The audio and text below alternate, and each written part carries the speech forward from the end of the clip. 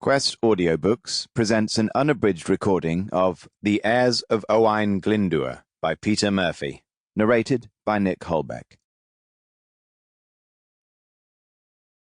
Chapter 1. Monday, 4th of May, 1970.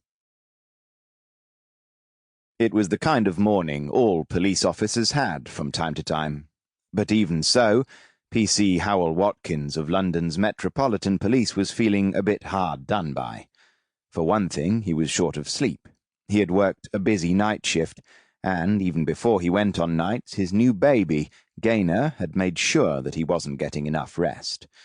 Not that he begrudged her the attention, he loved her to death, but it took its toll. Then, this morning, when his shift had ended and he was looking forward to breakfast, followed by a nice, long lie-in while his wife Mary looked after Gaynor for a few hours, his desk sergeant had had other ideas. Sergeant Lees had ordered him to take himself off home at the double, change out of uniform into his best suit and tie, and present himself at the Old Bailey in time for a trial set to begin at 10:30. It wasn't the first time this had happened, just one of the more inconvenient.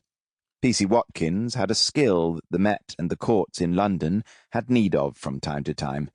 He was a native Welsh speaker.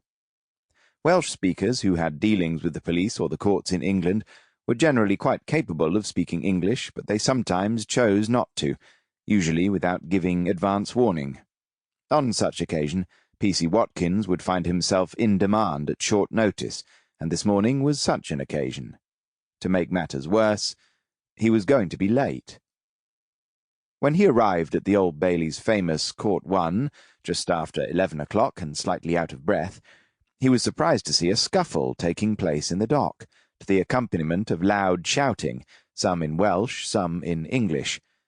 He was even more surprised to see that the court was fully assembled.